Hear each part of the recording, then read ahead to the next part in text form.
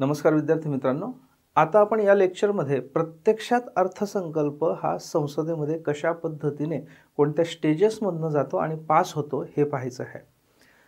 सुरुवातीला काही गोष्टी ज्या आपण तुम्हाला जर तुम्ही पाहिलं असेल तर इंटरिम बजेट 24-25 जो होता अंतरिम बजेट, त्याचं मी एक लेक्चर टाकलं होतं. त्याच्यामधल्या काही गोष्टी इथे आहेत रिपीट, पण त्या क्विकली आपण बघूयात. हिस्ट्रीशी रिलेटेड आहे. नंबर 1 म्हणजे की हा जो बजेट हा शब्द आहे, हा मूळ फ्रेंच वर्ड आहे. एक फ्रेंचमधला एक शब्द आहे बॉगेट, म्हणजे स्मॉल लेदर बॅग, म्हणजे छोटी चामड्याची पिशवी. तर असं म्हणतात की छोटी चामड्याची पिशवी, त्याच्यातनं ते बजेटचे डॉक्युमेंट्स, पेपर्स संसदेमध्ये किंवा कायदेमंडळामध्ये आणले जायचे आणि म्हणून हा शब्द रूढ झाला बजेटसाठी. तो फ्रेंच वर्ड बॉगेटपासून हा बजेट शब्द पुढे आला.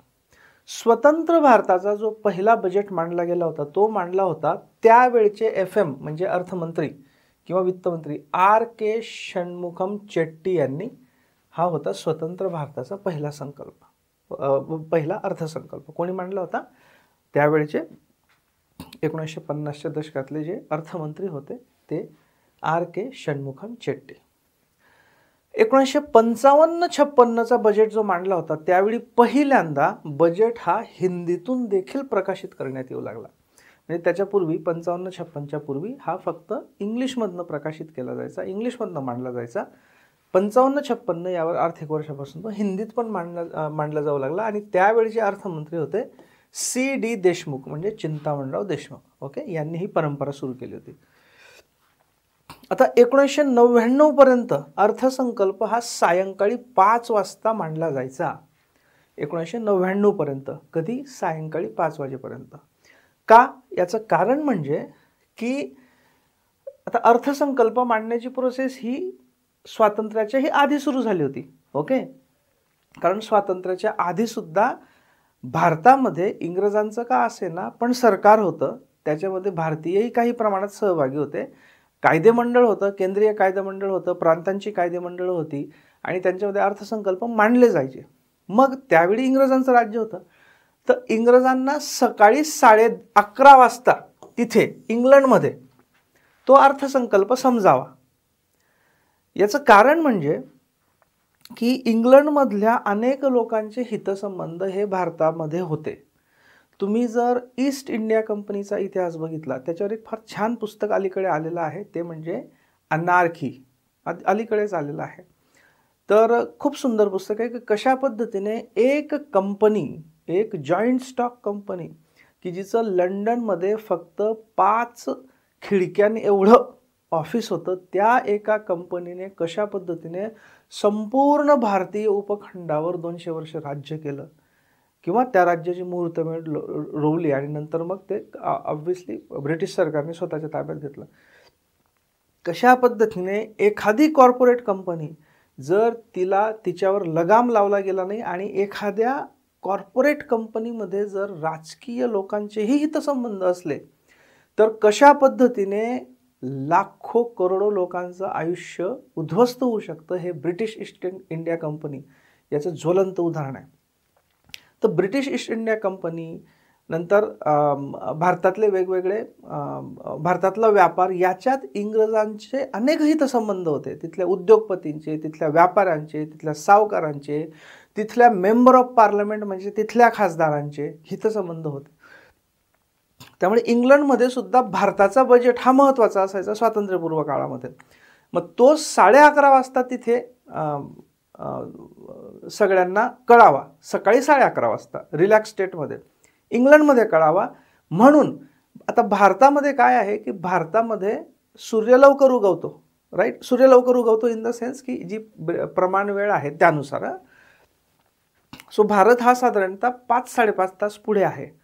म्हणजे ज्यावेळी जर इंग्लंडमध्ये 11:30 वाजायचे असतील, तर त्यावेळी भारतात ऑलरेडी दुपारचे म्हणजे संध्याकाळचे 5-1 वाजलेले असायचे.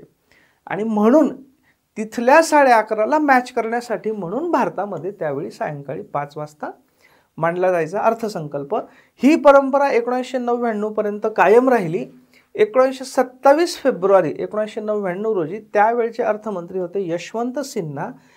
यांनी पहिल्यांदा सकाळी 11 वाजता अर्थसंकल्प मांडायला सुरुवात केली. कधी? 27 फेब्रुवारी 1999 म्हणजे 99-2000चा अर्थसंकल्प. आणि इथून मग ही परंपरा सकाळी 11 वाजेची कंटिन्यू आहे. 2017च्या पूर्वी अर्थसंकल्प हा फेब्रुवारीच्या शेवटच्या दिवशी म्हणजे फेब्रुवारीचा शेवटचा कामकाजाचा दिवस म्हणजे last working day of February असं. म्हणजे समजा चुकून फेब्रुवारीच्या शेवटच्या दिवशी कोणती तरी सुट्टी आली तर मग त्याच्या आधीचा दिवस अशा पद्धतीने. सो आपण म्हणताना म्हणतो की फेब्रुवारीचा शेवटचा दिवस, पण तो प्रत्यक्षात टेक्निकली होता फेब्रुवारीचा शेवटचा कामकाजाचा दिवस म्हणजे सुट्टीचा दिवस नसलेला. तर 2017 पूर्वी फेब्रुवारीच्या शेवटच्या दिवशी मांडला जायचा. पहिल्यांदा 2017 मध्ये त्यावेळचे अर्थमंत्री अरुण जेटली यांनी 1 फेब्रुवारीला म्हणजे ॲक्च्युली टेक्निकली फेब्रुवारीचा पहिला कामकाजाचा दिवस त्या दिवशी मांडायला सुरुवात केली. कधी? 2017 पासून. आणि ती परंपरा आता चालू आहे. राईट. 2016 पर्यंत रेल्वे अर्थसंकल्प आणि सर्वसाधारण अर्थसंकल्प हे स्वतंत्रपणे मांडले जायचे. तर रेल्वेचा अर्थसंकल्प हे रेल्वे मंत्री मांडायचे आणि तो स्वतंत्र असायचा पूर्ण, कारण रेल्वे हे एक फार मोठं एक प्रकारे एक स्वतंत्र इन्स्टिट्यूशन आहे भारतामधले आणि त्याचा मोठा आउटले असतो. सो रेल्वेचा अर्थसंकल्प हा स्वतंत्र मांडला जायचा. कधीपर्यंत? 2016 पर्यंत. मात्र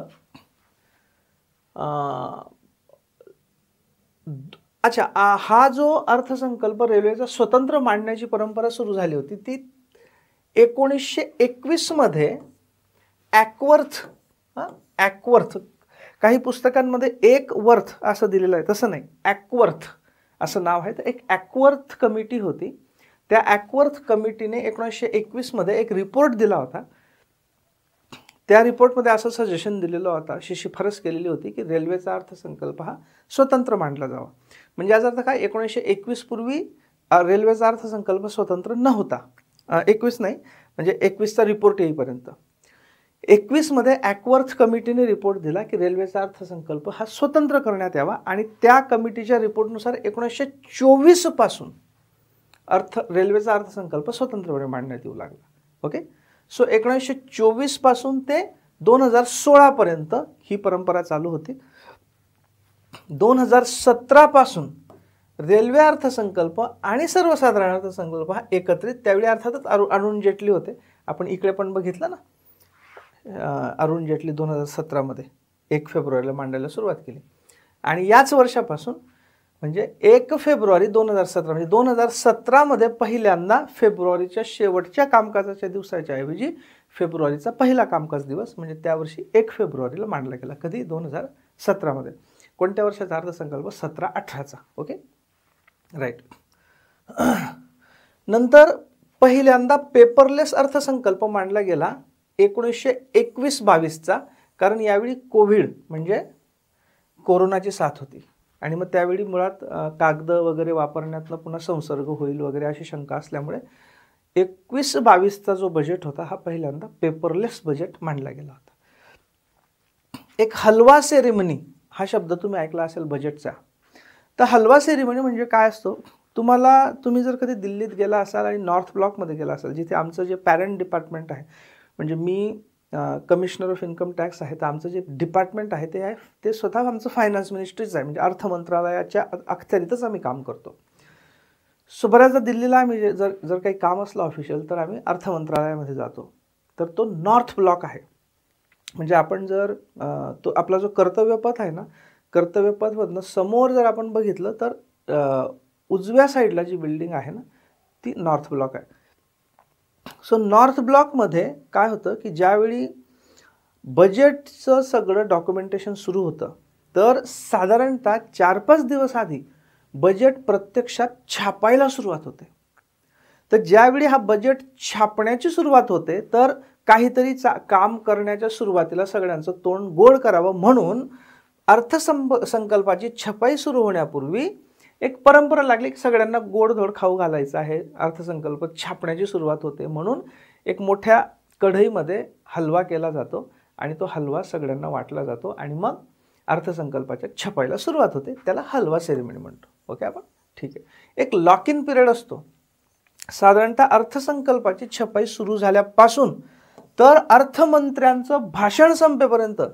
म्हणजे पूर्वी हा कालावधी जवळपास 2 आठवड्याचा असायचा, कारण त्या अर्थसंकल्प छापायला बराच वेळ लागायचा. आता तंत्रज्ञानाच्या याच्यामुळे बऱ्याचशा गोष्टी डिजिटल असतात, फक्त महत्त्वाच्या गोष्टी छापल्या जातात.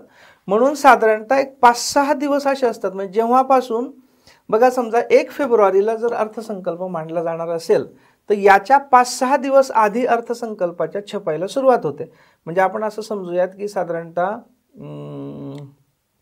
एक 22-23 जानेवारी समजूयात आपण अंदाजे. ओके, सो 22-23 जानेवारीला जर छपाईला सुरुवात झाली तर इथपासून ते जे महत्त्वाचे अधिकारी आणि कर्मचारी असतात या छपाईशी संबंधित, ते नॉर्थ ब्लॉकमध्ये एका ठिकाणी त्यांना तिथेच राहावं लागतं. बाहेरच्या जगाशी संपर्क करता येत नाही. याचं कारण म्हणजे संकल्पातली एखादी गोष्ट सुद्धा लीक व्हायला नको ही काळजी घ्यावी लागते. आणि म्हणून त्यांना मोबाईल वगैरेचा कुठलाही संपर्क नसतो आणि तिथे ते कन्फाइंड असतात. ओके, सो तर आणि कधीपर्यंत त्यांना बाहेर पडता येत नाही, इथपासून जेव्हापासून अर्थसंकल्पाची छपाई सुरू झाली आणि 1 फेब्रुवारीला सकाळी 11 वाजता अर्थमंत्री भाषणाला सुरुवात करतात. तर ज्यावेळी अर्थमंत्र्यांचं भाषण संपतं त्याच वेळी त्यांना बाहेर निघायला मिळतं. तर या पिरियडला लॉक इन पिरियड म्हणतात, कारण ते एक प्रकारे लॉकमध्ये गेल्यासारखे असतात. Okay, lock in period right. आता हे झालं जनरल हिस्ट्री आणि ट्रॅडिशनल वगैरे गोष्टी. आता पुढचा प्रश्न आहे की मुळात अर्थसंकल्पाची आवश्यकता काय किंवा महत्त्व काय.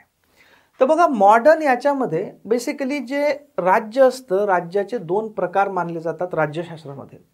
एक प्रकार म्हणजे वेलफेअर स्टेट आणि दुसरा प्रकार म्हणजे पोलिस स्टेट.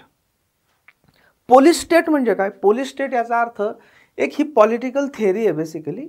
ओके, फिलॉसॉफी आहे की बाबा जे राज्य आहे म्हणजे सरकार आहे, सरकारने जनतेच्या कुठल्याही गोष्टीत इंटरफरन्स करू नये. म्हणजे चांगल्या पण नाही वाईट पण नाही, सरकारने फक्त कायदा सुव्यवस्था राखावी, याच्या व्यतिरिक्त काहीच करू नये.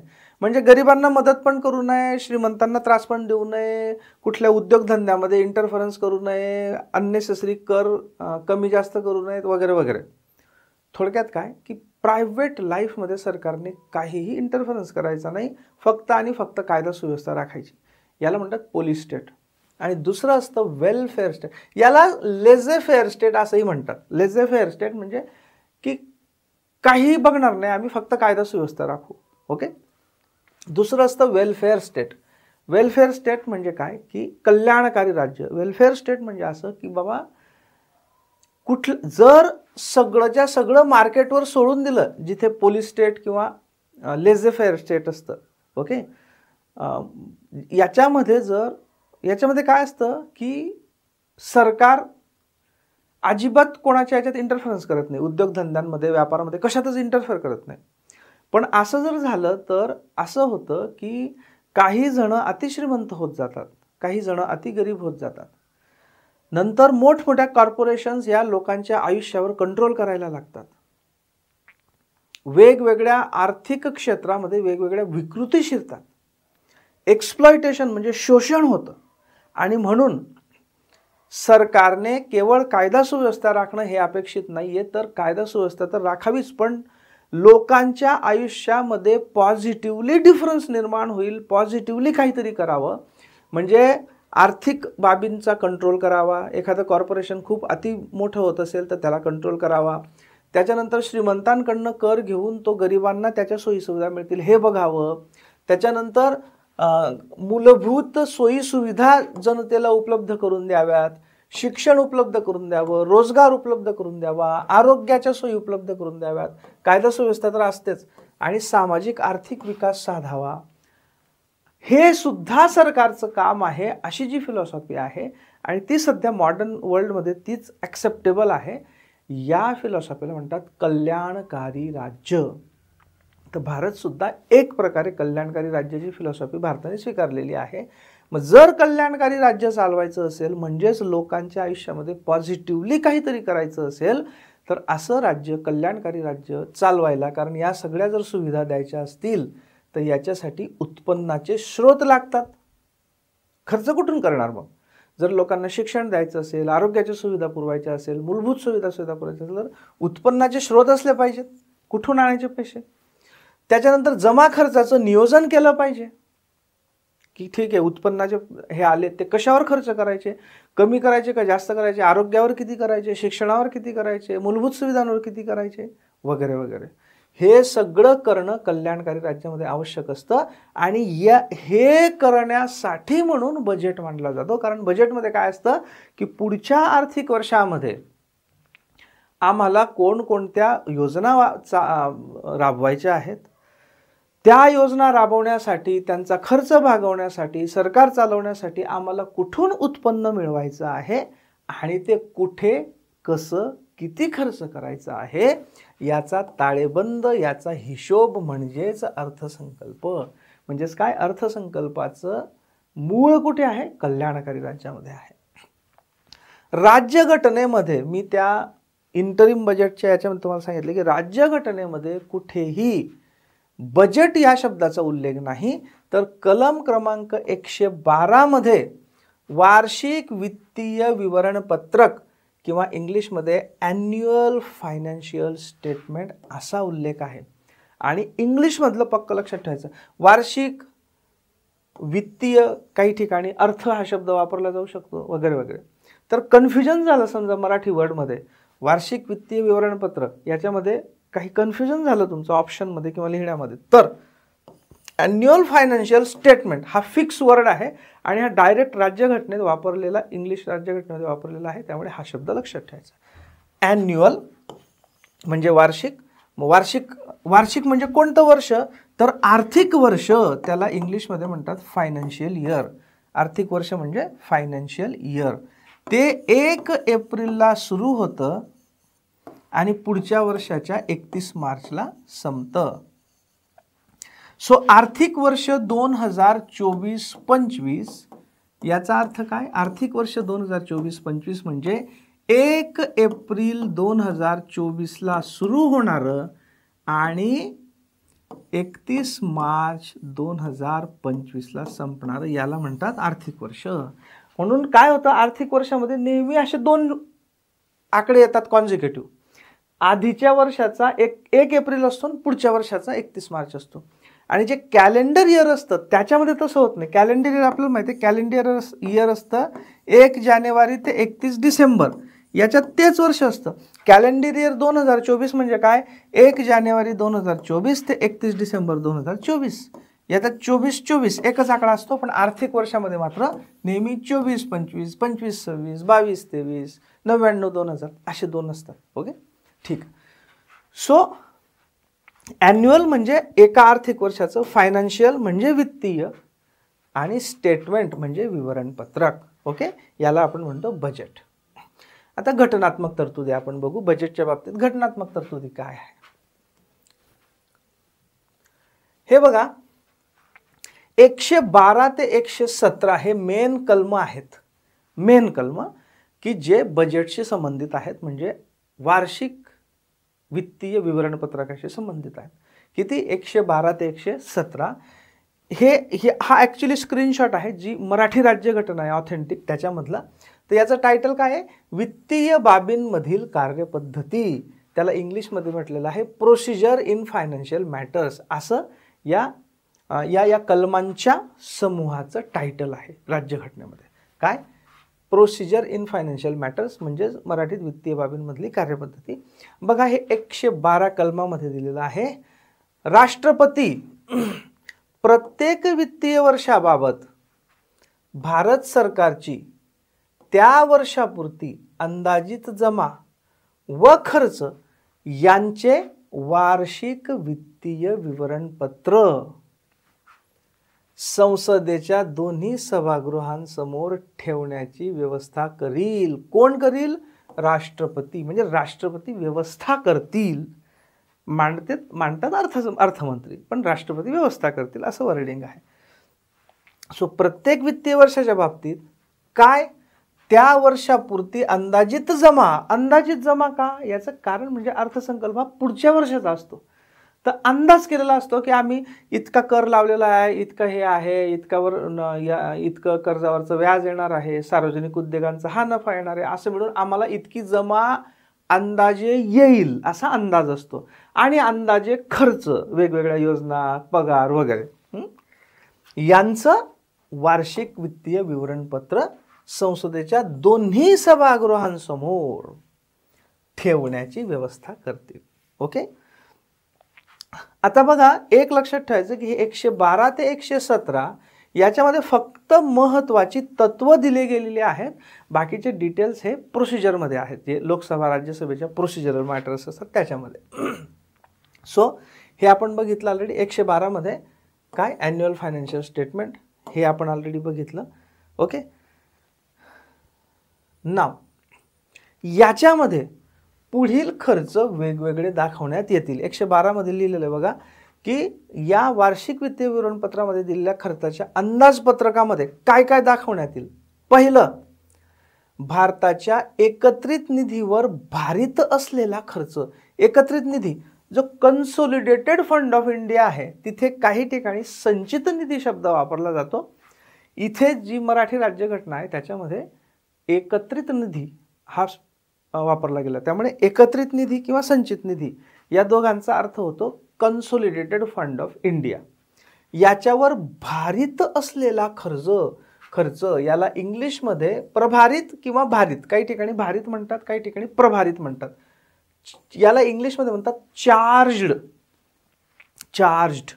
म्हणजे काय, म्हणजे असं की समजा असं ठरलं की राष्ट्रपतींचा पगार हा या संचित निधीवरचा भारित किंवा प्रभारित खर्च आहे, म्हणजे चार्ज्ड एक्सपेंडिचर आहे. याचा अर्थ काय की याच्यावर संसदेमध्ये काहीही मतदान वगैरे होणार नाही की हा द्यायचा का नाही द्यायचा, याच्यावर मतदान होणार नाही. भारित म्हणजे त्याच्यातनं करायचाच आहे, त्याच्यावर संसदेत मतदान होणार नाही. चर्चा होऊ शकते पण मतदान होणार नाही. तर असा खर्च की जो कंपल्सरी होतो, केला जाईल, त्याला चॅलेंज नाही देणार कोणी, उगाचच कोणी त्याच्यावर मतदान होणार नाही, संसदेमध्ये चर्चा होऊ शकते पण मतदान होणार नाही, म्हणजे बाय डिफॉल्ट तिथनं तो पगार राष्ट्रपतींना मिळेलच. अशा खर्चाला भारित खर्च म्हणतात किंवा प्रभारित खर्च म्हणतात किंवा चार्ज एक्सपेंडिचर म्हणतात. तर हे जे वार्षिक वित्तीय विवरणपत्र आहे म्हणजे बजेट आहे, त्याच्यामध्ये काय काय दाखवलं जाईल. पहिली गोष्ट दाखवली जाईल की या संचित किंवा एकत्रित निधीवर भारित असलेला खर्च दाखवला जाईल एका सेक्शनमध्ये वेगळा. त्याच्यात काय काय येईल ते आपण पुढे बघणार आहोत. दुसरं, संचित किंवा या एकत्रित निधीतून करायचा अन्य खर्च. अन्य म्हणजे कोणता, भारित सोडून. भारित कंपल्सरी करायचाच आहे आणि अन्य म्हणजे तो सोडून. मग आपण बघितलंय की भारित खर्च असतो त्याच्यावर मतदान होत नाही. मग अन्य खर्च कोणता की ज्याच्यावर मतदान होतो, म्हणजे त्याला मतदानित किंवा वोटेड, की ज्याच्यावर मतदान होऊ शकतं. म्हणजे मतदान झालं तर तो रिजेक्ट सुद्धा होऊ शकतो की नाही हा खर्च नाही होणार एकत्रित निधीतनं, हे होऊ शकतं. टेक्निकली नॉर्मली होत नाही कारण सत्ताधारी पक्षाचं बहुमत असतंच, पण होऊ शकतं की संसद नकार देऊ शकते मतदान करून बहुमताने की हा खर्च होणार नाही. पण जो भारित खर्च असतो, उदाहरणार्थ राष्ट्रपतींचा पगार, त्याच्यावर मतदानच होणार नाही. मतदान होणार नाही म्हणजे रिजेक्ट करण्याचा प्रश्नच नाही. राष्ट्रपतींना तो पगार मिळणारच, चर्चा होईल पण मतदान नाही होणार. चर्चेमध्ये काही येणार, जास्त आहे कमी आहे वगैरे वगैरे, पण मतदानच होणार नाही म्हणजे मिळेलच राष्ट्रपतींना. तर अन्य खर्च म्हणजे ज्याच्यावर मतदान होतं, भारित खर्च म्हणजे ज्याच्यावर मतदान होत नाही. हे झालं दोन. आणि तिसरं, महसुली लेख्यावरील खर्च अन्य खर्चापासून वेगळा दाखवण्यात येईल. ओके, महसुली लेख्यावरील खर्च, ओके, हा अन्य खर्चापासून वेगळा दाखवता येईल. म्हणजे हे बघा, हे बघा, हा झाला एकत्रित निधीवरचा भारित खर्च, हा झाला इतर अन्य खर्च, आणि महसुली लेख्यावरचा खर्च हा अन्य खर्चावरून वेगळा दाखवण्यात. म्हणजे हे तीन वेगवेगळे खर्च, हे तीन खर्च वेगवेगळे दाखवण्यात येतील. Okay, clear, right. आता जो आपण भारित खर्च म्हटला, तर हा भारित खर्च म्हणजे कोणता खर्च, तर 112 कलमाच्याच 3 मध्ये भारित खर्चाची लिस्ट दिलेली आहे. ती रफली लक्षात ठेवा, अगदी पाठ करायची गरज नाही, पण तुम्हाला आणि सोपं आहे खरं तर, म्हणजे लगेच कळेल तुम्हाला. हे बघा, राष्ट्रपतींचे पगार वगैरे सगळं ठीक आहे, राष्ट्रपतींच्या वित्तलब्धी व भत्ते आणि त्यांच्या पदांसंबंधी अन्य खर्च, म्हणजे बघा, emoluments and allowances of president and other expenditure related to his office. ठीक आहे, राष्ट्रपतींचा स्वतःचा पगार म्हणजे इमॉल्युमेंट, अलाउन्सेस वगैरे वगैरे आणि त्यांचं जे ऑफिस आहे ते चालवण्याचा खर्च, हा सगळा काय भारित खर्च, म्हणजे त्याच्यावर मतदान होणार नाही, पण चर्चा होऊ शकते. राज्यसभेचा सभापती आणि उपसभापती, लोकसभेचा अध्यक्ष आणि उपाध्यक्ष यांचे वेतन आणि भत्ते. ओके, म्हणजे काय, the salaries and also chairman and deputy chairman of the council of states, speaker and deputy speaker of the house of the people. Okay, so basically सभापती, उपसभापती, अध्यक्ष, उपाध्यक्ष यांचे पगार. यांचं ऑफिस मात्र इथे दिलेलं नाही. इथे फक्त अध्यक्ष, उपाध्यक्ष, सभापती, उपसभापती यांचे वेतन आणि भत्ते. ओके, इथे राष्ट्रपतींच्या याच्यात बघा त्यांच्या पदासंबंधीचा अन्य खर्च पण होता, म्हणजे ऑफिस वगैरेचा. ओके, ठीक आहे. त्याच्यानंतर भारत सरकार ज्यांच्याबद्दल दायी आहे असे व्याज, कर्ज निवारण निधी, आकार उमेचा यासह ऋण आकार आणि कर्जाची उभारणी, ऋण सेवा वगैरे यासंबंधीचा अन्य खर्च. आता हे मराठीत थोडं कॉम्प्लिकेटेड, आपण इथे बघू. Debt charges for which government of India is liable, म्हणजे अशा कर्जाशी संबंधित खर्च की जे भारत सरकारवर आहे. ओके, त्याच्यावर पण मतदान होणार नाही, तो भारित खर्च असेल. त्याच्यानंतर salaries, allowances and pensions payable or in respect of जजेस ऑफ द सुप्रीम कोर्ट, सर्वोच्च न्यायालयाचे सर्व जजेस, फक्त मुख्य न्यायाधीश नाही, सर्वोच्च न्यायालयाचे जजेस म्हणजे सर्वोच्च न्यायालयाचे न्यायाधीश यांचे काय सॅलरी, अलाउन्स आणि पेन्शन याच्यावर पण मतदान होणार नाही, भारित खर्च आहे तो.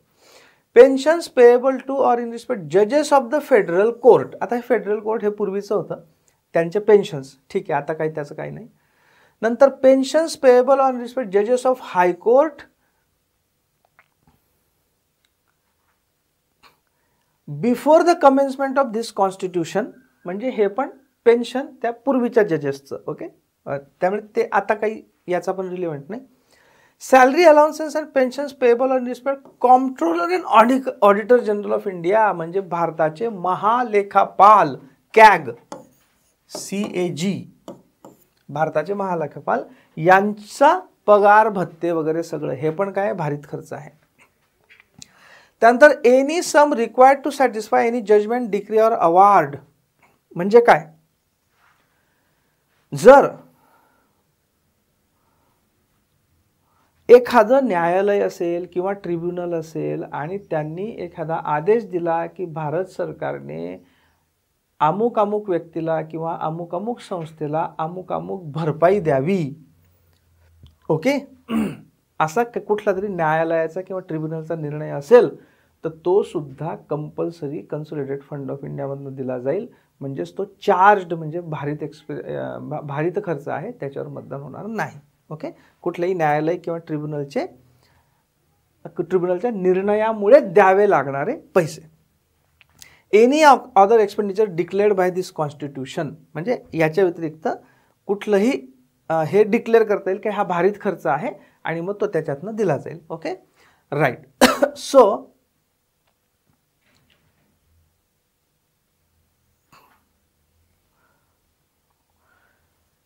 हे बघा, सर्वोच्च न्यायालयाचे अधिकारी आणि कर्मचारी वेतन, भत्ते, पेन्शन, प्रशासकीय खर्च.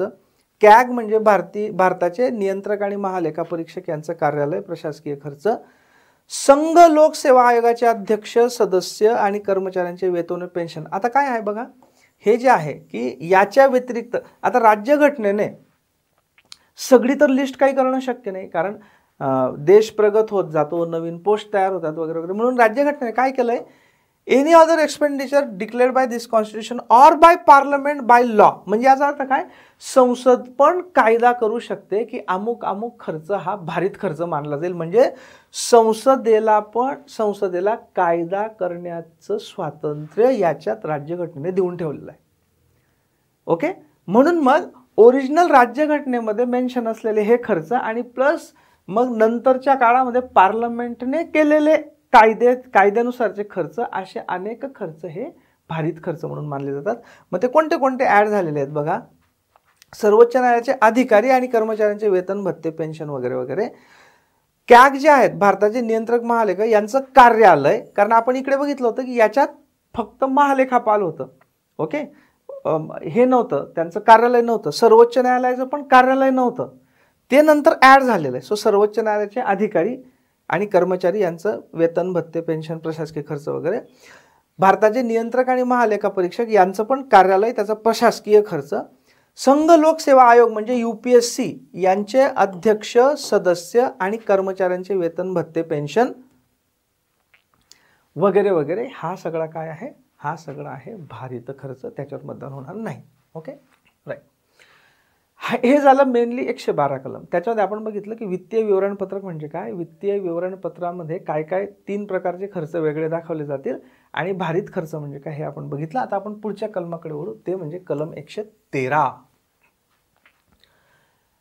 113 मध्ये काय दिलेलं आहे की अंदाजांबाबत संसदेतली कार्यपद्धती. म्हणजे अंदाज म्हणजे काय, थोडक्यात आर्थिक वित्तीय विवरणपत्रक. बजेट म्हणजे अंदाज असतात ना, जमा होण्याचे अंदाज आणि खर्चाचे अंदाज. याच्या बाबतीत काय प्रोसिजर, काय प्रक्रिया वापरली जाईल याचं वर्णन 113 मध्ये केलेलं आहे.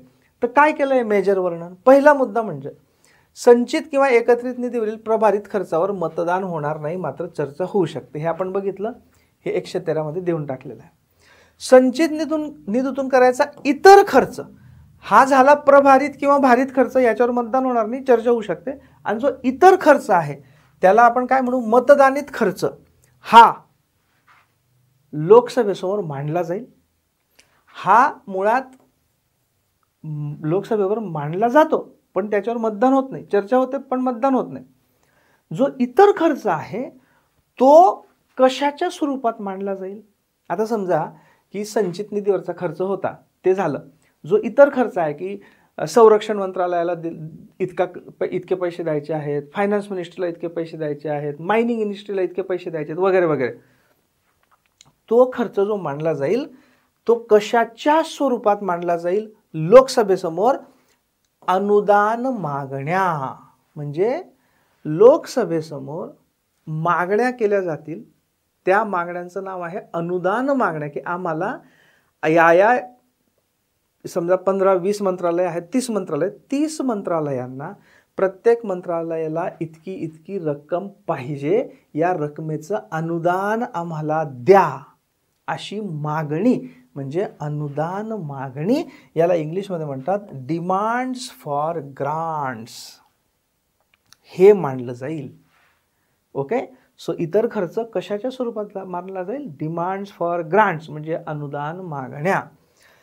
लोकसभा कोणत्याही अनुदानाच्या मागणीला अनुमती देऊ शकेल किंवा नाकारू शकेल किंवा कपात करून अनुमती देऊ शकेल. समजा 30 एकूण मंत्रालय आहेत, 30 मंत्रालयांसाठी 100 रुपये मागितले, एक एक्झाम्पल म्हणून घेऊ समजायला सोपं. तर सरकार मांडेल, हे काय मांडेल की हे 30 भारित खर्च झाला. ओके, त्याच्यावर तर मतदान व्हायचंच नाहीये, याच्यावर मात्र मतदान होईल. मग सरकारने म्हटलं की हे 30 डिपार्टमेंट आहे, आम्हाला 100 रुपये पाहिजे त्या सगळ्या मंत्रालयांसाठी. मग लोकसभा याच्यावर मतदान करू शकेल.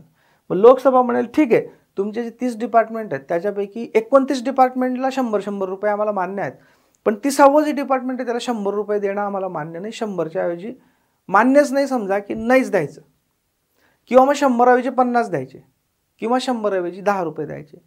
असं काहीही निर्णय लोकसभा घेऊ शकते. पण नॉर्मली असं होत नाही. याचं कारण म्हणजे की सरकारचं बहुमत असतंच म्हणून होत नाही. पण टेक्निकली या सगळ्या डिमांड्स फॉर ग्रांट्स म्हणजे अनुदान मागण्या संसदेसमोर, लोकसभेसमोर मांडल्या जातात. लोकसभा त्याच्यावर मतदान करते, लोकसभा त्याला अनुमती देऊ शकते. किंवा काही मागण्या फेटाळू शकते किंवा काहींमध्ये कपात करू शकते. एनिथिंग इज पॉसिबल, पण नॉर्मली मान्य होतात कारण बहुमत असतं म्हणून. ओके, सो या डिमांड फॉर ग्रांट्स, अनुदानाच्या मागण्या, या ज्या अनुदान मागण्या मांडल्या जातात यांना राष्ट्रपतींची शिफारस आवश्यक असते. ओके, बघा आधी तर ज्या एकत्रित निधीवर भारित खर्च, हे ॲक्च्युअल स्क्रीनशॉट आहे राज्यघटनेचा. याच्यात काय, भारताच्या एकत्रित निधीवर भारित खर्च हा मतास टाकला जाणार नाही, क्लिअरली म्हटलंय बघा, म्हणजे मतदान होणार नाही. आणि अन्य खर्च जो आहे तो अनुदानार्थ मागण्या, इथे आणखी वेगळा शब्द वापरला गेला आहे. एक शब्द काय आहे, अनुदान मागण्या, इथे अनुदानार्थ मागण्या, आणि इंग्लिशमधला शब्द आहे डिमांड्स फॉर ग्रांट्स. ओके, ठीक आहे. तर हा लोकसभेला सादर केला जाईल आणि लोकसभेला कुठल्याही मागणीला अनुमती देण्याचा किंवा अनुमती नाकारण्याचा किंवा त्याच्यात असलेल्या रकमेत कपात करून अनुमती देण्याचा अधिकार असेल. आणि या ज्या डिमांड्स फॉर ग्रांट्स म्हणजे या अनुदानार्थ मागण्या आहेत बघा, कोणतीही अनुदानार्थ मागणी राष्ट्रपतीची शिफारस असल्याखेरीज केली जाणार नाही. म्हणजे डिमांड्स फॉर ग्रांट्स म्हणजे अनुदानार्थ मागण्या मांडण्यासाठी, संसदेसमोर ठेवण्यासाठी राष्ट्रपतींची शिफारस कंपल्सरी. 114 मध्ये मग ॲप्रोप्रिएशन बिल. आता बघा, संसदेच्या कोणत्याही सभागृहात विनियोजन विधेयकात कोणतीही दुरुस्ती मांडली जाणार नाही जिच्यामुळे अनुदानाची रक्कम कमी अधिक होईल किंवा त्याच्या पूर्वोद्दिष्टात किंवा फेरबदल होईल किंवा भारताच्या संचित निधीतील प्रभावित रक्कम कमी अधिक होईल. म्हणजे काय बघा, पहिली गोष्ट म्हणजे हे विनियोजन विधेयक म्हणजे ॲप्रोप्रिएशन बिल म्हणजे काय, हे आपण पुढच्या लेक्चरमध्ये डिटेल बघणारच आहोत. पण तुम्हाला आत्ता कळावं, किमान काय ऐकतायत तुम्ही हे कळावं म्हणून. समजा बघा, आधी काय झालं, आधी भारित खर्च जो आहे, भारित खर्च वेगळा मांडला, याच्यावर मतदान होतं का, नाही. ओके, याच्यावर मतदान नाही. ओके, सो भारित खर्च मांडला, हा तर असाच मंजूर होऊन जातो. मग अन्य खर्च होता तो कशाच्या स्वरूपात मांडला, डिमांड्स म्हणजे अनुदानार्थ मागण्या. ओके, लिहू आपण, अनुदानार्थ मागण्या किंवा अनुदान मागण्यांच्या स्वरूपात मांडला. समजा 30 डिपार्टमेंट होते, प्रत्येक डिपार्टमेंटसाठी 100 रुपये असे मागितले. ओके, सो 3000 रुपये मागितले. आता समजा हे 3000 रुपये प्रत्येक डिपार्टमेंटला 100 रुपये असे 30 डिपार्टमेंटला 3000 रुपये संसदेने संमत करून टाकले. तर आता संमत झालं, मग आता संसदेने संमत केल्यानंतर प्रत्यक्षात हे 100 रुपये कुठून घेतले जाणार आहेत, एकत्रित निधीमधनं. बरोबर, समजा ABCDEFG असे 30 डिपार्टमेंट आहेत, तर ए डिपार्टमेंटला 100 रुपये अनुदान मागण्यांमध्ये 100 रुपये फक्त मंजूर झाले. म्हणजे पार्लमेंटने मंजूर केले की हो, तुम्हाला पुढच्या वर्षामध्ये 100 रुपये देण्याचं आम्ही मान्य करत आहोत. पण प्रत्यक्षात मिळाले का, नाही. प्रत्यक्षात मिळण्यासाठी ते कुठून घ्यावे लागतील या डिपार्टमेंटला, एकत्रित निधीमधनं. मंजूर झाल्यानंतर प्रत्यक्षात एकत्रित निधीनं काढण्यासाठी विनियोजन विधेयक मांडलं जातं. म्हणजे विनियोजन विधेयक हे प्रत्यक्ष एकत्रित किंवा संचित निधीमधनं प्रत्यक्ष त्या डिपार्टमेंटला पैसे मिळण्यासाठी आवश्यक असतं. अनुदानार्थ मागण्यांमध्ये फक्त मंजूर होतं, तर विनियोजन विधेयक म्हणजे ॲप्रोप्रिएशन बिल म्हणतात त्याला इंग्लिशमध्ये. ॲप्रोप्रिएशन बिलने प्रत्यक्ष ते पैसे कन्सोलिडेटेड फंडमधनं काढायला परवानगी मिळते त्या डिपार्टमेंटला. ओके, सो अनुदान मागण्या मंजूर झाल्यानंतर मग ॲप्रोप्रिएशन बिल मांडलं जातं, म्हणजे विनियोजन विधेयक मांडलं जातं. तर या विनियोजन विधेयकामध्ये, हे विनियोजन विधेयक ज्यावेळी मांडलं जातं तर अशी कोणतीही दुरुस्ती मांडली जात नाही की जिच्यामुळे, समजा आपल्याला माहीतच आहे की अनुदान मागण्यांमध्ये एकूण 30 डिपार्टमेंटला 100 रुपये दिलेले होते, ABCD वगैरे. ओके, आता हे जे विनियोजन विधेयक आहे हे कशासाठी मांडलं जात आहे, फक्त हे काढायला परवानगी मिळावी याच्यासाठी. त्याच्यामुळे विनियोजन विधेयक हे फक्त टेक्निकल आहे. तो विनियोजन विधेयकामध्ये अशी काही दुरुस्ती मांडता येणार नाही की जिच्याने या एला 100 रुपये मंजूर केले होते ना अनुदान मागण्यांमध्ये, तर 100 ऐवजी 90 करून टाकले विनियोजन विधेयकामध्ये, चालणार नाही. किंवा 100 ऐवजी 110 करून टाकले, चालणार नाही. किंवा एला 100 दिले होते, बीला 100 दिले होते, तर असं प्रपोज केलं की हे एला 0 द्या आणि बीला 200 देऊन टाका. म्हणजे एचे 100 रुपये होते, हे एच्या 100 रुपयांचं डेस्टिनेशन काय होतं, म्हणजे कुठे जाणार होते ते ए डिपार्टमेंटला जाणार होते, तर ए ऐवजी बीला देऊन टाका आणि एला काहीच देऊ नका, खर्च तर तेवढाच राहणार आहे. असंही चालणार नाही. म्हणजे काय, म्हणजे असं की अशी कोणतीही दुरुस्ती मांडता येणार नाही की जिच्याने अनुदानाची रक्कम कमी अधिक होईल, म्हणजे हे 90 किंवा 110 हे चालणार नाही. किंवा पूर्वोद्दिष्टात म्हणजे डेस्टिनेशनमध्ये फेरबदल होईल. म्हणजे काय, हे 100 एला ए डिपार्टमेंटला जाणार होते, त्याच्याऐवजी बीला देऊन टाका आणि एला काहीच देऊ नका. याच्यात डेस्टिनेशन बदलेल ना, डेस्टिनेशन म्हणजे मुक्काम. हे 100 कोणत्या डिपार्टमेंटला जाणार होते, एला जाणार होते, त्याच्याऐवजी बीला, म्हणजे डेस्टिनेशनमध्ये बदल, तो पण चालणार नाही. आणि संचित निधीवरील प्रभारित रक्कम पण कमी जास्त करता येणार नाही, कारण एनिवे संचित निधीमध्ये तर करता येतच नाही काही. म्हणजे विनियोजन विधेयकामध्ये अशी कुठलीही दुरुस्ती मांडता येत नाही. आणि जर दुरुस्ती अशी मांडली गेली तर ती दुरुस्ती अग्राह्य आहे का, इनॲडमिसिबल आहे का. कोणती दुरुस्ती, रक्कम कमी जास्त करणे किंवा एका डिपार्टमेंटची रक्कम दुसऱ्या डिपार्टमेंटला देणे किंवा जो भारित खर्च आहे तो कमी जास्त करणे, अशी दुरुस्ती असेल तर ती इनॲडमिसिबल म्हणजे अग्राह्य आहे. याच्या बाबतीत पीठासीन अधिकारी म्हणजे अध्यक्ष किंवा सभापती हे निर्णय देतील आणि तो निर्णय अंतिम असेल. ओके, बघा, एखादी सुधारणा अग्राह्य आहे किंवा कसे या संदर्भात अध्यक्षस्थानी असणाऱ्या व्यक्तीचा निर्णय अंतिम असेल, हे प्रत्यक्षात कॉन्स्टिट्यूशनमध्ये. ओके, आणि असा जो विनियोजन कायदा आहे म्हणजे अप्रोप्रिएशन बिल आहे, असं बिल पास झाल्याशिवाय भारताच्या संचित निधीतून कोणताही पैसा काढला जाणार नाही. ओके, सो बजेट मांडला, बजेट मांडल्यानंतर अनुदानार्थ मागण्या मांडल्या, अनुदानार्थ मागण्या मांडल्यानंतर काय झालं की रकमेला मंजुरी मिळाली पण अजून पैसे काढायला परवानगी नाही मिळाली. विनियोजन विधेयकाने पैसे काढायला परवानगी मिळते आणि म्हणून विनियोजन कायदा झाल्याखेरीज भारताच्या संचित निधीतून कोणताही पैसा काढता येत नाही. ओके, कलम 115 जे आहे त्याच्यामध्ये सप्लिमेंटरी, ॲडिशनल आणि एक्सेस ग्रांट्स आहेत. हे याच्यावर आपलं सेपरेट एका छोटा व्हिडिओ येणार आहे, त्यामुळे मी डिस्कस करत नाही. कलम 116 मध्ये vote on account, vote of credit, exceptional grants आहे, हे पण आपण त्याच व्हिडिओमध्ये बघणार आहोत, ते पण मी डिस्कस करत नाही. कलम 117 मध्ये वित्तीय विधेयकासंबंधी विशेष तरतुदी असं दिलेलं आहे. हे आपण धन विधेयक ज्यावेळी बघितलं त्यावेळी बघितलेलं आहे.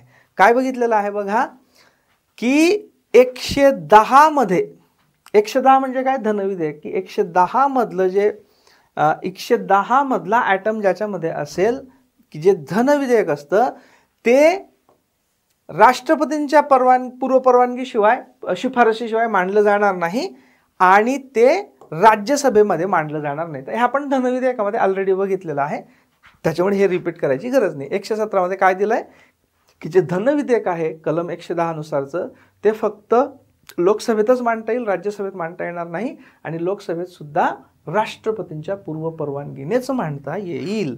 Okay, right. आता या 112 ते 117 आपण बघितला अर्थसंकल्पाविषयीचे जनरल तरतुदी. करांसंबंधी काही घटनात्मक तरतुदी आहेत. हा भाग आहे 22वा. बघा, पार्ट, हे ॲक्च्युअल स्क्रीनशॉट आहे राज्यघटनेचा. याचं टायटल आहे finance, property, contracts and suits, म्हणजे वित्त, मालमत्ता, संविदा आणि दावे. ठीक आहे, ओके, हे टायटल आहे. याच्यामध्ये एक कलम आहे 265, हे लक्षात ठेवा. 265 पाठ पाहिजे. 265 मध्ये काय म्हटलेलं आहे, कायद्याने प्राधिकृत केल्याखेरीज म्हणजेच काय, except by authority of law, म्हणजे कायद्याने प्राधिकृत केल्याखेरीज, म्हणजेच कायद्याने अधिकार दिल्याखेरीज, म्हणजे कायद्याने अधिकार दिला तरच कोणत्याही कराची आकारणी म्हणजेच काय, लेव्ही किंवा वसुली म्हणजे कलेक्शन केली जाणार नाही. म्हणजे जर एखादा कायदा असेल, त्या कायद्यामध्ये एखादा कराचा उल्लेख असेल, तो कर लावण्याचा आणि वसूल करण्याचा उल्लेख असेल, तरच कुठलाही कर किंवा कुठलाही कर लावता येईल आणि तो वसूल करता येईल. ओके, हे महत्त्वाचं कलम आहे. याच्यामुळे कोणीही आपल्याकडनं, म्हणून बघा की आपल्याकडे कोणी जर वर्गणी मागायला आलं तर तो आपला अधिकार असतो की आपण द्यायचा का नाही द्यायचा. आपण नाही पण म्हणू शकतो, देऊ पण शकतो. पण जो कर असतो त्याच्यात आपल्याला अधिकार नसतो. आपण त्याच्याविरुद्ध अपील करू शकतो वगैरे, ती गोष्ट वेगळी आहे. पण कायद्याने एकदाचा केला की आपल्याला द्यावा लागतो.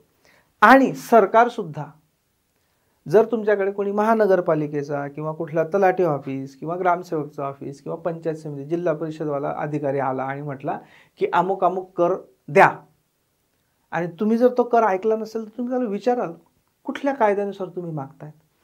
ते जे आहे ते या कलम 265 मध्ये आहे की कायदा असल्याखेरीज, कायद्याने ऑथोराईज केलेला असल्याखेरीज कोणताही कर लावता पण येणार नाही आणि वसूल पण करता येणार नाही. 265. ओके.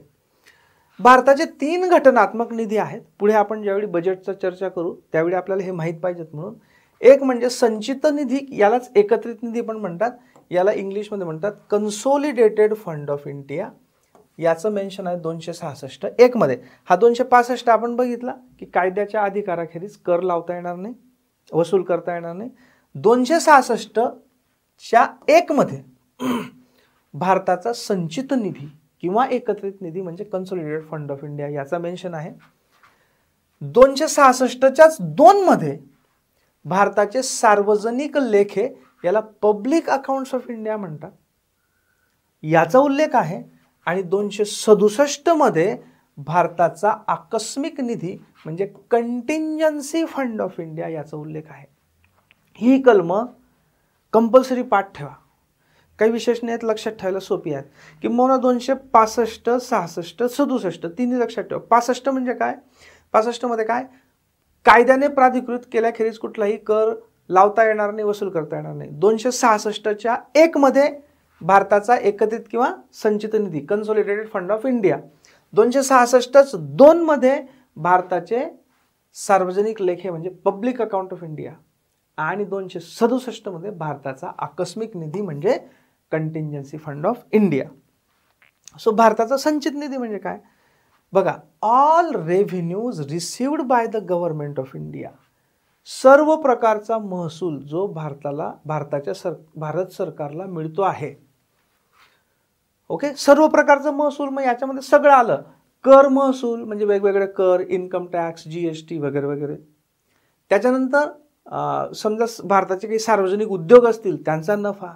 सो कर आणि करेतर महसूल म्हणजे कर आणि कर सोडून इतर येणारे पैसे, हे सर्व. त्यानंतर लोन्स रेज्ड बाय गव्हर्नमेंट, शासनाने घेतलेले कर्ज. आता कर्ज हा एक प्रकारचा महसूलच आहे, कारण ते पैसे येत, समजा भारताने कुठल्या तरी देशाकडनं किंवा कुठल्या IMF कडनं किंवा वर्ल्ड बँकेकडनं कर्ज घेतलं असेल तर ते कर्ज इथेच जमा होईल. कुठे, कन्सोलिडेटेड फंड ऑफ इंडिया. करेतर रेव्हेन्यू पण याच्यातच जमा होईल. आणि हे loan by issue of treasury bills. Treasury bill म्हणजे राजकोषीय पद्धत. ते कर्ज कसं वेगवेगळ्या पद्धतीने उभं करतं भारत सरकार, तर ट्रेझरी बिलने रेस करतं किंवा लोन्स घेतं किंवा वेज अँड मीन्स ॲडव्हान्सेस, याला WMA म्हणतात, वेज अँड मीन्स ॲडव्हान्सेस. याची डेफिनेशन आहे बघा, temporary advances given by RBI to centre and state governments to tide over any mismatch in receipt and payment. म्हणजे रिझर्व्ह बँक ऑफ इंडियाने भारत सरकारला किंवा भारत सरकारला किंवा राज्य सरकारांना त्यांच्या रिसीट पेमेंटमध्ये म्हणजे जमा खर्चामध्ये जे तात्पुरता गॅप निर्माण झालेला आहे त्याच्यावर मात करण्यासाठी दिलेली तात्पुरते अग्रिम ॲडव्हान्स, याला म्हणतात ways and means advances. So Bharat सरकार ट्रेझरी बिल म्हणजे राजकोषपत्र देऊन जे कर्ज उभं करतं किंवा डायरेक्ट जे कर्ज घेतं किंवा हे वेज अँड मीन्स ॲडव्हान्सेस, याला मराठीमध्ये अर्थोपाय अग्रिमे असं म्हटलेलं आहे. जाऊ द्या, अर्थोपाय अग्रिमे लक्षात राहत असेल तर ठीक आहे, अन्यथा वेज अँड मीन्स ॲडव्हान्सेस. आणि money is received by government in repayment of loans, म्हणजे हे भारताने लोन घेतलं ते पण एकत्रित निधीत जातं. आणि समजा भारताने कुठल्या तरी दुसऱ्या देशाला लोन दिलं होतं आणि ते लोन परत मिळालं भारताला, ते पण याच्यामध्ये जाईल. या सगळ्यांचा मिळून जो तयार होतो त्याला म्हणतो भारताचा एकत्रित निधी. सो बघा, सरकारला प्राप्त होणारा महसूल, कर, करेतर उत्पन्न, सरकारने घेतलेली सर्व कर्जे ते आपण बघितलं, कर्ज, ट्रेझरी बिल्स आणि वेज अँड मीन्स ॲडव्हान्सने, आणि सरकारने दिलेल्या कर्जाच्या परतफेडीतून मिळणारे पैसे, दुसऱ्याला दिलेले कर्ज जे परत मिळते, या सगळ्यांचा समावेश कशामध्ये असेल? भारताचा एकत्रित निधी, consolidated fund of India. Okay, clear.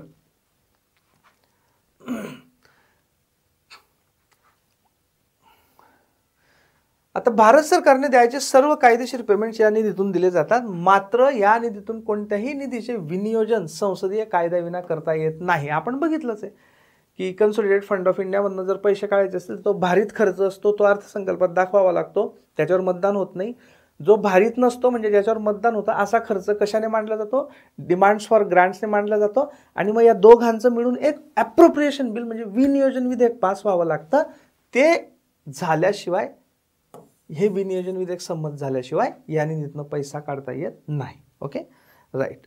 Next, भारताचे सार्वजनिक लेखे, पब्लिक अकाउंट्स ऑफ इंडिया, म्हणजे 266(2). ओके, भारत सरकारने किंवा भारत सरकारच्या वतीने प्राप्त करण्यात आलेले इतर सर्व सार्वजनिक पैसे म्हणजे संचित निधीत ठेवायच्या पैशात, संचित निधीत काय काय जातं आपण बघितलं, ते सोडून उरलेलं सगळं जे भारताला मिळतं, सरकारला मिळतं, ते या सार्वजनिक लेखे म्हणजे पब्लिक अकाउंटमध्ये जातं.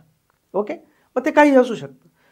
कन्सोलिडेटेड म्हणजे एकत्रितवाला जो आहे ते आयटम सोडून, हे आयटम सोडून इतर जे काही पैसे भारत सरकारकडे येतात ते सगळे याच्यामध्ये ठेवले जातात पब्लिक अकाउंट्समध्ये.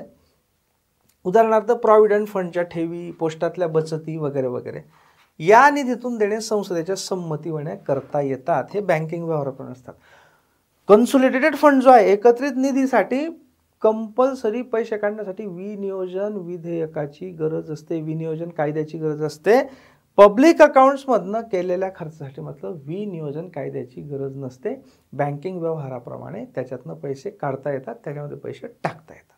Okay, clear. आणि नेक्स्ट, भारताचा आकस्मिक निधी हा किती? 267 मध्ये कंटिंजन्सी फंड ऑफ इंडिया. याच्या नावातच आहे बघा, आकस्मिक म्हणजे काय की भारताचा, बघा 267 मध्ये असं लिहिलंय की parliament by law may establish contingency fund. म्हणजे काय? याच्यामध्ये कंटिंजन्सी फंड तयार करून दिलेलं नाही राज्यघटनेने. राज्यघटनेने असं म्हटलंय की भारताची संसद ही कायद्याने असा फंड, आकस्मिक निधी तयार करू शकते अशी प्रोव्हिजन करून ठेवली आहे. मग पार्लमेंट म्हणजे संसद तयार करू शकते असं म्हटलंय, त्याचाच वापर करून भारताच्या संसदेने भारताचा आकस्मिकता निधी कायदा 1950 हा केलेला आहे. म्हणजे इथे संसदेने, इथे राज्यघटनेने संसदेला एम्पॉवर केलं, अधिकार दिलं की तुम्ही आकस्मिक निधी तयार करू शकतात. त्याचा वापर करून संसदेने हा कायदा केला 1950चा. ओके, आणि हा कशासाठी? तर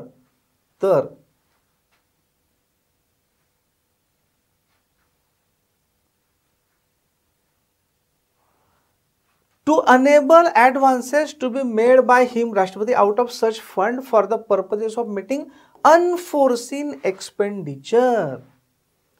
जे अनाकलनीय होतं, आकस्मिक होतं, अर्जंट उद्भवलं, ज्याचा अंदाज लावता येत नव्हता, असा अनफोरसीन एक्सपेंडिचर म्हणजे अनपेक्षित खर्च, त्याच्यासाठी. कारण कन्सोलिडेटेड फंडमधनं पैसे काढण्यासाठी एवढी मोठी प्रोसेस करावी लागते. समजा अचानक कुठे भूकंप झाला भारतामध्ये, आणि 100 कोटींची अर्जंट गरज आहे, तर पार्लमेंट बसेल का आणि ते विनियोजन विधेयक पार करेल का, डिमांड्स फॉर ग्रँट टाकेल का? एवढा वेळ नाही.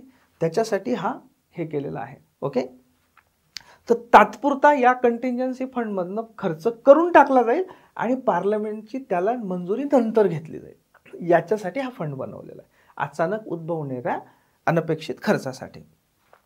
तर याच्यातनं राष्ट्रपती अग्रिम देऊ शकतात, म्हणजे ॲडव्हान्स देऊ शकतात संसदेकडनं. असा म्हणजे काय होईल की समजा अचानक कुठे भूकंप झाला आणि 100 कोटी पाहिजेत, तर राष्ट्रपती ॲडव्हान्स देऊन टाकतील. कशातनं? कन्सोलिडेटेड फंडमधनं नाही, त्यासाठी तर संसदेचा कायदा लागतो, आकस्मिकता निधीमधनं. सो राष्ट्रपती सही करून देतील की हे 100 कोटी रुपये दिले जात आहेत आणि नंतर मग संसद ज्यावेळी बसेल त्यावेळी याला मंजुरी घेतली जाईल ऑफिशियली संसदेची, पण तात्पुरतं इमिजिएटली मिळून जातील ते पैसे. ओके, राष्ट्रपतीच्या वतीने हा निधी वित्त मंत्रालयाच्या आर्थिक कामकाज विभागाच्या सचिवामार्फत धारण केला जातो. Secretary department of economic affairs हे राष्ट्रपतींच्या वतीने कारण प्रत्येक राष्ट्रपती थोडी येतील, तर या सचिवांच्या अखत्यारीत तो असतो. ओके, आणि जसं सार्वजनिक लेख्यांसाठी संसदेच्या कायद्याची इमिजिएट आवश्यकता नसते, त्याचप्रमाणे हा निधी सुद्धा कार्यकारी कृतीद्वारे चालवला जातो, म्हणजे कार्यकारी मंडळाद्वारे, म्हणजे पंतप्रधान त्यांच्या यांच्याद्वारे चालवला जातो. हे पैसे संमती विना वापरले जातात संसदेच्या, मात्र पुढच्या अधिवेशनात झालेल्या खर्चाची संमती संसदेकडून मिळवावी लागते. तुम्हाला सांगितलंच मी. ओके, की राष्ट्रपती तात्पुरते देऊन टाकतात, म्हणजे हे सचिव देतात राष्ट्रपतींच्या वतीने, नंतर संसदेची मंजुरी घेतली जाते. आता हा जो आकस्मिकता निधी आहे याच्यामध्ये सुरुवातीला 50 कोटी रुपयाची तरतूद होती, कारण त्यावेळी एवढी गरज नव्हती आणि 50 कोटीचा आजच्या हिशोबाने समजा 5000 कोटी असेल त्यावेळीची व्हॅल्यू. 2005चं वित्तीय विधेयक ज्यावेळी मांडलं गेलं फायनान्स बिल, त्यावेळी हा 500 कोटी करण्यात आला आणि 2019च्या वित्त विधेयकापासून आता 30,000 कोटी रुपये एवढा करण्यात आलेला आहे. त्याच्यामुळे हे लक्षात ठेवा, जर विचारलं गेलं की भारताच्या आकस्मिक निधीमध्ये आत्ताच्या घडीला किती आहे, तर 2019चं जे फायनान्स बिल आहे त्या फायनान्स बिलनुसार आता हा किती आहे, 30,000 कोटी. ओके, 30,000 कोटी. या 30,000 कोटीपैकी 40% निधी खर्च हा खर्च विभागाच्या सचिवाकडे असतो, म्हणजे एक्सपेंडिचर सेक्रेटरी रेव्हेन्यू एक्सपेंडिचर, आणि 60% हा आर्थिक कामकाज विभाग म्हणजे इकॉनॉमिक अफेअर्सच्या सेक्रेटरीच्या अंडर असतो. ओके, मेन इम्पॉर्टंट आहे 30,000 कोटी 2019, त्याच्या आधी 500 कोटी आणि अगदी सुरुवातीला एस्टॅब्लिश केला गेला होता त्यावेळी किती होतं, 50 कोटी. या गोष्टी लक्षात ठेवायच्या. राईट, तर अशा पद्धतीने बजेटचं इंट्रोडक्शन आपण बघितलं आणि याच्या पुढच्या याच्यामध्ये आपण ज्या पुढच्या महत्त्वाच्या प्रोसेसेस आहेत की तो कोणत्या स्टेजेसमधनं जातो ते बघणार आहोत. राईट, लेक्चर आवडत असतील तर कॉमेंट जरूर करा, लाईक पण करा आणि तुम्हाला या सर्व अभ्यासासाठी ऑल द बेस्ट. आणि PDF टेलिग्राम चॅनलवर शेअर होईल. टेलिग्राम चॅनलची लिंक जी आहे ती डिस्क्रिप्शन बॉक्समध्ये आहे. Thank you very much.